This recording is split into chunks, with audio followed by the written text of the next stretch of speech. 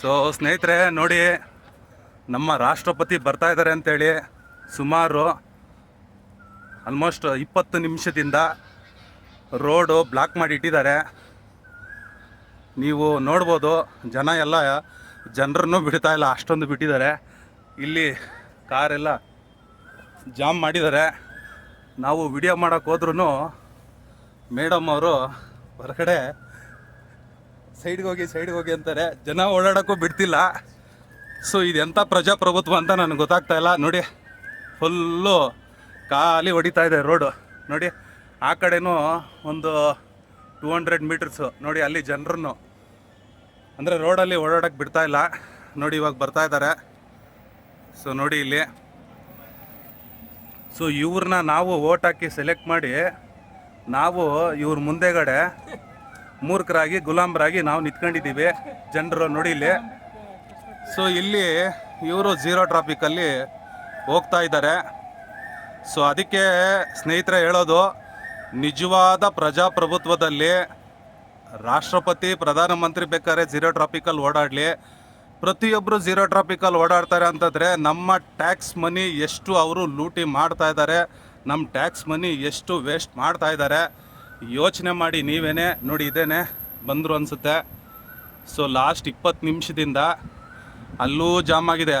ಸರಿ, ಆಪೋಸಿಟ್ ರೋಡಲ್ಲಿನೂ ಬಿಡ್ತಾ ಇಲ್ಲ ಅವರು. ನೋಡಿ ಎಷ್ಟು ಕಾರ್ಗಳು ನೋಡ್ಕೊಳ್ಳಿ. 1 2 3 4 5 6 7 8 9 10 11 12 13 14 15 16, ಆಮೇಲೆ 2 ಬಸ್ಸು ಸಹ ಬರ್ತಾ ಇದೆ. ಸೊ ಇಷ್ಟೊಂದು ನಾವು ಟ್ಯಾಕ್ಸ್ ಪೇಯರ್ ಆಗಿಬಿಟ್ಟು ಈ ಥರ ಇದ್ದೀವಿ. ಸೊ ಮೇಡಮ್ ಅವರು ನಮಗೆ ಹೇಳ್ತಿದ್ದಾರೆ ವಿಡಿಯೋ ಮಾಡಬೇಡಿ ಅಂತ. ಯಾಕೆ ವಿಡಿಯೋ ಮಾಡಬಾರ್ದು ಅಂತ ನನಗೆ ಗೊತ್ತಾಗ್ತಾ ಇಲ್ಲ. ನೋಡಿ, ಸುಮಾರು ಹತ್ತತ್ರ 60 ಕಾರುಗಳು ಇದ್ದಾರೆ. ಮತ್ತು ಪ್ರಧಾನಿ ಹೇಳ್ತಾರೆ, ಅಯ್ಯೋ ಫ್ಯೂಲ್ ಉಳಿಸಿ, ಅದು ಉಳಿಸಿ, ಇದು ಉಳಿಸಿ ಅಂತೇಳಿ. ಸೊ ಜನರಿಗೆ ಒಂದು ಪಾಠ ಮಾಡ್ತಾರೆ. ಇವರು ಮಾತ್ರ ನೋಡಿ, ಇನ್ನೂ ಬರ್ತಾನೆ ಇದೆ ಕಾರುಗಳು. ಅಬ್ಬಬ್ಬಬ್ಬ, ಸುಮಾರು ಒಂದು 60-70 ಕಾರ್ ಇದ್ದಾವೆ. ಸೊ ಯೋಚನೆ ಮಾಡಿ, ನಾವು ಜನನೂ ಓಡಾಡ್ದಂಗೆ ಇವರು ಬ್ಲಾಕ್ ಮಾಡಿ ಇಟ್ಟಿದ್ದಾರೆ ಪೊಲೀಸ್ನವರು. ಸೊ ನೋಡಿ, ಆಂಬುಲೆನ್ಸ್ ಬೇರೆ, ಇಷ್ಟೊಂದು ಸೆಕ್ಯೂರಿಟಿ. ಖಂಡಿತ ಸೆಕ್ಯೂರಿಟಿ ಇರಲಿ. ನೋಡ್ಕೊಳ್ಳಿ ಸ್ನೇಹಿತರೆ, ಎಷ್ಟೊಂದಿದ್ದಾವೆ ಕಾರುಗಳು. ನೀವೇ ವಿಡಿಯೋದಲ್ಲಿ ಲೆಕ್ಕ ಹಾಕೊಬೋದು ನೀವೆಲ್ಲರೂ ಎಷ್ಟು ಇದ್ದಾವೆ ಅಂತೇಳಿ. ಸೊ ಸ್ನೇಹಿತರೆ, ಕಾಮೆಂಟು ನಿಮಗೆ ಬಿಟ್ಟಿದ್ದು. ನಮ್ಮ ದುಡ್ಡು ಎಷ್ಟು ಕೋಟಿ ಬರೀ ಸೆಕ್ಯೂರಿಟಿಗೇನೆ ಮತ್ತು ಪೊಲೀಸ್ನವ್ರಿಗೆ ಪ್ರತಿಯೊಂದು ವೆಹಿಕಲಿಂದ ಹಿಡಿದು ಪ್ರತಿಯೊಂದಕ್ಕೂ ಎಷ್ಟು ದುಡ್ಡು ಖರ್ಚಾಗತ್ತೆ ನೀವೇ ನೋಡಿ, ಯೋಚನೆ ಮಾಡಿ. ನಾವೆಲ್ಲರೂ ಇನ್ನೂ ನಿಜವಾಗ್ಲೂ ಪ್ರಜಾಪ್ರಭುತ್ವದಲ್ಲಿದ್ದೀವ ಅಥವಾ ರಾಜಪ್ರಭುತ್ವದಲ್ಲಿದ್ದೀವ?